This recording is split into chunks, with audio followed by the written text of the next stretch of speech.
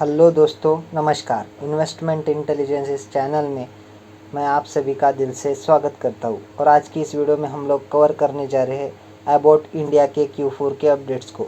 जैसा कि आपको पता ही होगा दोस्तों कि ये जो कंपनी है वो फार्मा सेक्टर में अपना योगदान देती हुई नज़र आती है और बहुत ही डिसेंट टाइप की जो है कंपनी देखने को मिल जाती है। हालांकि इसका शेयर प्राइस भी जो है दोस्तों उतना ही हाई लेवल का देखने को मिल जाता है। लगभग 30,000 के आसपास जो है इसका शेयर प्राइस देखने को मिल जाता है। तो जो छोटे निवेशक होते हैं, जिसको आप रिटेल इन्वेस्टर्स कहते हैं, तो वो जो है इस कंपनी के ऊपर ज़्यादा ध्यान बना करके नहीं रखते और इसके रिजल्ट्स को ओवरव्यू तक नहीं करते। यहाँ पर देख सकते हो डेटा। आज ही के दिन जो है कंपनी ने अपने रिजल्ट पेश किए हैं हम लोगों के सामने। सबसे पहले तो कंपनी ने अपने फाइनेंशियल रिजल्ट्स को जो है मतलब पेश किया था, तो उसको भी बोर्ड ऑफ डायरेक्टर्स की तरफ से जो है अप्रूवल मिल चुका है। उसके बाद में डिविडेंड। दोस्तों ये जो कंपनी है मैसिव लेवल का जो है डिविडेंड देती हुई नज़र आती है। तो कंपनी ने जो है 475, बाप रे बाप दोस्तों देख सकते हो, एक शेयर के ऊपर जो है 450 तक का जो है कंपनी ने डिविडेंड अनाउंस कर दिया है दोस्तों। इससे रिलेटेड जो है रिकॉर्ड डेट्स वगैरह भी इसी मीटिंग में बताई गई है। तो यहाँ पर आप देख सकते हो कंपनी ने जो है 25 जुलाई यानी कि 25 जुलाई या फिर उससे पहले अगर आपके पास में इस कंपनी के शेयर्स आपके अकाउंट में रहते हैं तो आपको जो है 500 रुपये का जो है या फिर 450 का डिविडेंड आपके अकाउंट में जमा हो जाएगा दोस्तों। तो उसकी भी तारीख जो है बता करके रखी है कंपनी के। शायद से अगर शेयर होल्डर्स का अगर अप्रूवल मिल जाता है ये डिविडेंड के फैसले को, जो कि नॉर्मली जो है दोस्तों मिलते हुए ही नज़र आता है, क्योंकि कंपनी जो है कंट्रोलेबल स्टेक जो है अपने ही पास में रखती है। तो उसके बाद में जो है मंडे को यानी कि 18 अगस्त को जो है आपके अकाउंट में या फिर उसके बाद में जो है डिविडेंड आपके अकाउंट में आता हुआ नज़र आएगा दोस्तों, जिनके पास भी इस कंपनी के शेयर होंगे उनके पास। उसके बाद में कंपनी ने एनुअल जनरल मीटिंग की जो है डेट फिक्स कर दी है, जो कि है 30 अगस्त यानी कि 13 अगस्त को जो है कंपनी की AGM कंडक्ट की जाने वाली है। उसके बाद में ऑडिटर्स से रिलेटेड अपॉइंटमेंट का पॉइंट बताया गया है। और नेक्स्ट हम देखेंगे दोस्तों की कंपनी के कंसोलिडेटेड नंबर्स। तो सबसे पहले देख लेते हैं कि हमें, जी हाँ दोस्तों, कंसोलिडेटेड और स्टैंडअलोन अलग अलग नहीं है, यहाँ पर एक ही इसमें हमें नंबर जो है बताए गए हैं। तो ये रुपीज़ इन करोड़ में ही डेटा देखने को मिल रहा है, तो थोड़ा सा पढ़ने में और समझाने में आसानी जाती है। तो कंपनी का कितना है इस क्वार्टर का रेवेन्यू, तो 1680 करोड़ देखने को मिल रहा है, जो पिछले क्वार्टर में था 1686 करोड़ और पिछले साल के सेम क्वार्टर में था 1519 crore.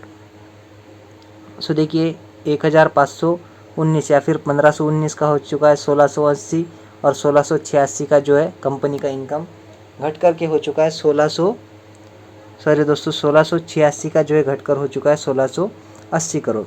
Quarter on quarter slightly जो है कंपनी का इनकम जो है डाउन जाता हुआ नज़र आया, लेकिन ईयर ऑन ईयर जो है अच्छी खासी जंप कंपनी के टोटल इनकम में देखने को मिल रही है। उसके बाद में इतना कमाने के लिए कंपनी ने खर्चा कितना किया है, तो कंपनी के टोटल एक्सपेंसेस देख लेते हैं। तो कंपनी के टोटल एक्सपेंसेस है 1198 करोड़, जो पिछले क्वार्टर में थे लगभग उतने ही 1198 करोड़, और पिछले साल के सेम क्वार्टर में खर्चे थे 1130 करोड़।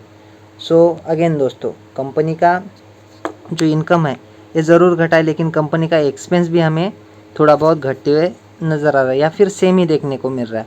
लेकिन कंपेयर करें ईयर ऑन ईयर तो कंपनी के खर्चे हमें बढ़ते हुए नज़र आ रहे हैं दोस्तों। तो इतना तो चलता है, क्योंकि जितना कंपनी खर्चा करेगी उतना ही रेवेन्यू जनरेट कर पाएगी दोस्तों। बिना खर्चे के तो रेवेन्यू जनरेट होगा ऐसा हो ही नहीं सकता।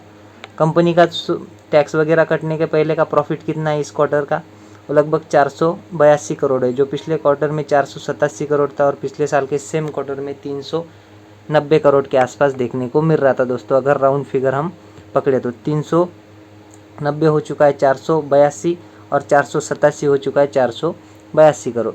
अगेन क्वार्टर ऑन क्वार्टर गिरावट एंड ईयर ऑन ईयर जो है अच्छा परफॉर्मेंस देखने को मिल रहा है।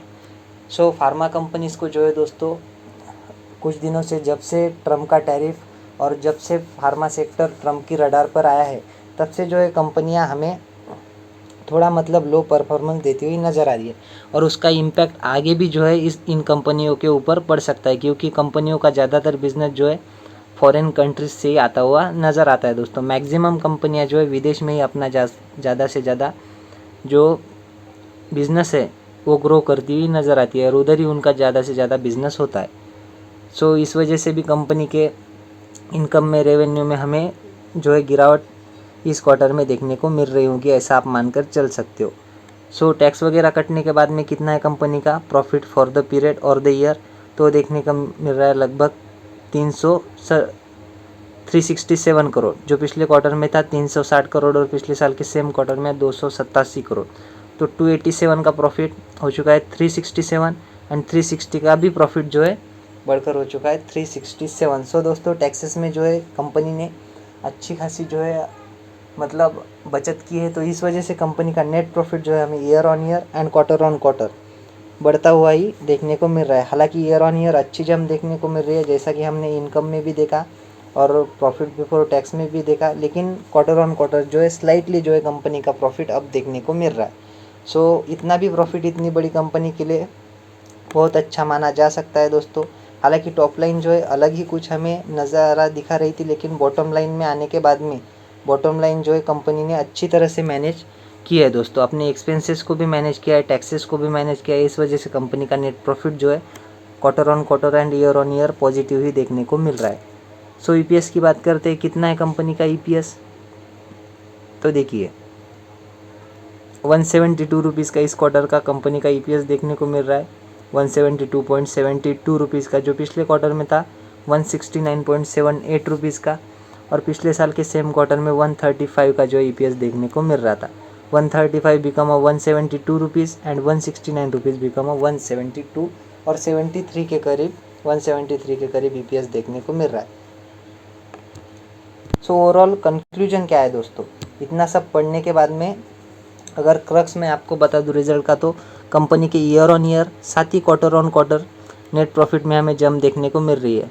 सो नेट प्रॉफिट ही इम्पोर्टेंट होता है दोस्तों। तो कंपनी ने अपने एक्सपेंसेस और जो अपने टैक्सेस है उसको अच्छी तरह से मैनेज किया है। इस वजह से कंपनी का जो नेट प्रॉफिट है year on year and quarter on quarter जम करता हुआ ही नज़र आ रहा है, और वही सीक्वेंस हमें ईपीएस में भी शो होते हुए नज़र आया है दोस्तों। तो ओवरऑल जो है कंपनी के रिजल्ट बहुत अच्छे तो नहीं, लेकिन ओके ओके कह सकते हो। तो इस रिजल्ट को जो है मैं 4 स्टार की रेटिंग देना चाहूँगा।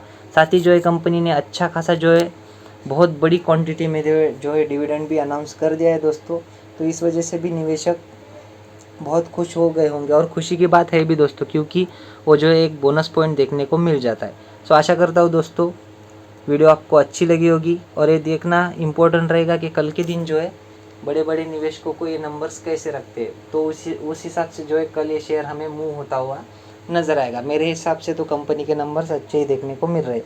सो आशा करता हूँ वीडियो आपको अच्छी लगी होगी। अगर अच्छी लगी हो तो वीडियो को लाइक कर देना, आपकी एक लाइक की वजह से मेरा मोटिवेशन भी बढ़ जाता है। सो मिलते हैं नेक्स्ट वीडियो में, तब तक के लिए धन्यवाद, बाय बाय, टेक केयर।